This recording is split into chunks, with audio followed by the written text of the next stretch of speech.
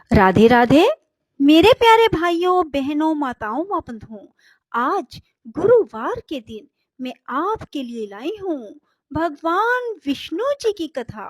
बंधुओं, गुरुवार के दिन भगवान विष्णु की इस कथा को सुनने मात्र से भगवान विष्णु की कृपा आप पर बरसने लगेगी। बंधुओं, यदि आपने हमारे चैनल को अब तक सब्सक्राइब नहीं किया तो जरूर करें और बेल आइकन दबाना ना भूलें, ताकि आपको हमारी आने वाली सभी वीडियोस की जानकारी सबसे पहले हो सके।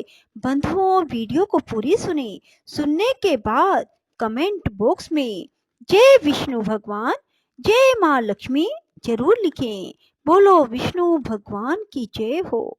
जो मनुष्य हृदय, सूर्य, जल, प्रतिमा अथवा वेदी में भगवान विष्णु की पूजा करते हैं वे वैष्णव धाम को प्राप्त होते हैं। अथवा मुमुक्ष पुरुषों को चाहिए कि वे शाल ग्राम शिला के चक्र में सर्वदा वासुदेव भगवान का पूजन करें। वह श्री विष्णु का अधिष्ठान है तथा सब प्रकार के पापों का नाशक, पुण्यदायक एवं सबको मुक्ति प्रदान करने वाला है। जो शाल ग्राम शिला से उत्पन्न हुए चक्र में श्री हरि का पूजन करता है वह मानो प्रतिदिन 1 सहस्त्र राजसूय यज्ञों का अनुष्ठान करता है।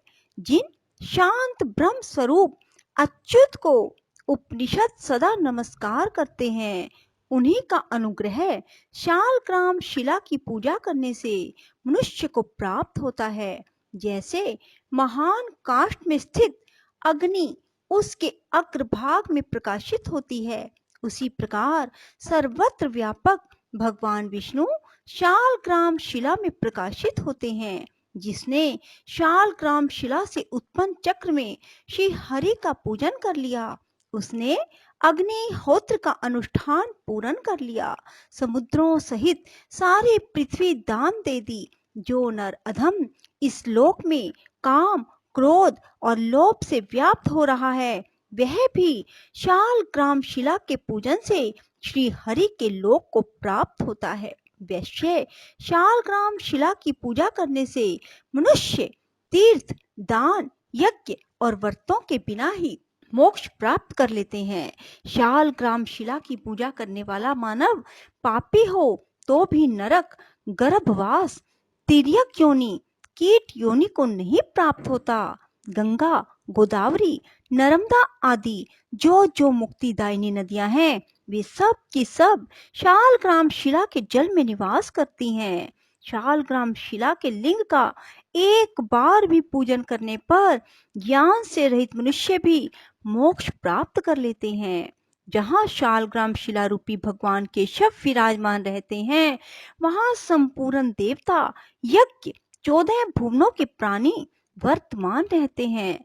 जो मनुष्य शालग्राम शिला के निकट श्राद्ध करता है उसके पितर 100 कल्पों तक ध्रुवलोक में तृप्त रहते हैं। जहाँ शालग्राम शिला रहती है वहाँ की 3 योजन भूमि तीर्थ स्वरूप मानी गई है। वहाँ किए हुए दान और होम सब कोटि गुना फल देते हैं। जो एक बूंद के बराबर भी शालग्राम शिला का जल पी लेता है उसे फिर माता के स्तनों का दूध नहीं पीना पड़ता। वह मनुष्य भगवान विष्णु को प्राप्त कर लेता है। जो शालग्राम शिला के चक्र का उत्तम दान देता है उसने पर्वत, वन और काननों सहित मानव समस्त भूमंडल का दान कर दिया। जो मनुष्य शालग्राम शिला को बेचकर उसकी कीमत उगाहता है वह विक्रेता उसकी बिक्री का अनुमोदन करने वाला, उसकी परख करते समय अधिक प्रसन्न होने वाला, ये सभी नरक में जाते हैं और जब तक संपूर्ण भूतों का प्रलय नहीं हो जाता तब तक वहीं बने रहते हैं। वैश्य, अधिक कहने से क्या लाभ। पाप से डरने वाले मनुष्य को सदा भगवान वासुदेव का स्मरण करना चाहिए। श्री हरि का स्मरण सब पापों को हरने वाला है। मनुष्य वन में रहकर अपनी इंद्रियों का संयम करते हुए घोर तपस्या करके जिस फल को प्राप्त करता है वह भगवान विष्णु को नमस्कार करने से ही मिल जाता है। मनुष्य मोह के वशीभूत होकर अनेकों पाप करके भी यदि सर्व पापाहारी श्री हरि के चरणों में मस्तक झुकाता है तो वह नरक में नहीं जाता। भगवान विष्णु के नामों का संकीर्तन करने से मनुष्य भूमंडल के समस्त तीर्थों और पुण्य स्थानों के सेवन का पुण्य प्राप्त कर लेता है। जो श्रांग धनुष धारण करने वाले भगवान विष्णु के शरण में जा चुके हैं वे शरणागत मनुष्य ना तो यमराज के लोक में जाते हैं ना नरक में ही निवास करते हैं। वैश्य जो वैष्णव पुरुष शिव की निंदा करता है वह विष्णु के लोक में नहीं जाता, उसे महान नरक में गिरना पड़ता है। जो मनुष्य प्रसंगवश किसी भी एकादशी को उपवास कर लेता है वह यम यातना में नहीं पड़ता। यह बात हमने महर्षि लोमश के मुख से सुनी है।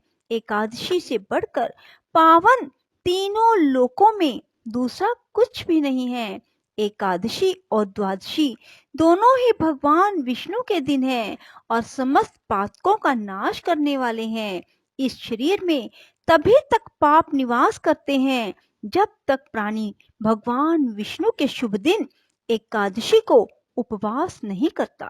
1000 अश्वमेध और 100 राष्ट्रीय यज्ञ एकादशी के उपवास की 16वीं कला के बराबर भी नहीं है। मनुष्य अपनी 11 इंद्रियों से जो पाप किए होता है वह सब एकादशी के अनुष्ठान से नष्ट हो जाता है। एकादशी व्रत के समान दूसरा कोई पुण्य इस संसार में नहीं है। यह एकादशी शरीर को निरोग बनाने वाली, स्वर्ग और मोक्ष प्रदान करने वाली है। वैश्य एकादशी को दिन में उपवास और रात में जागरण करके मनुष्य पितृकुल, मातृकुल और पत्नी कुल की 10-10 पूर्व पीढ़ियों का निश्चय ही उद्धार कर लेता है। मन, वाणी, शरीर, क्रिया द्वारा किसी भी प्राणी के साथ द्रोह ना करना, इंद्रियों को रोकना, दान देना, श्री हरि की सेवा करना, वर्णों और आश्रमों के कर्तव्यों का सदा विधि पूर्वक पालन करना, ये दिव्य गति को प्राप्त कराने वाले कर्म है। वैश्य स्वर्ग अर्थी मनुष्य को अपने तप और दान का अपने ही मुंह से बखान नहीं करना चाहिए। जैसे शक्ति हो उसके अनुसार अपने हित की इच्छा से दान अवश्य करते रहना चाहिए। दरिद्र पुरुष को भी पत्र, फल, मूल, जल आदि देकर अपना प्रत्येक दिन सफल बनाना चाहिए। अधिक क्या कहा जाए, मनुष्य सदा और सर्वत्र अधर्म करने से दुर्गति को प्राप्त होते हैं, धर्म से स्वर्ग को जाते हैं।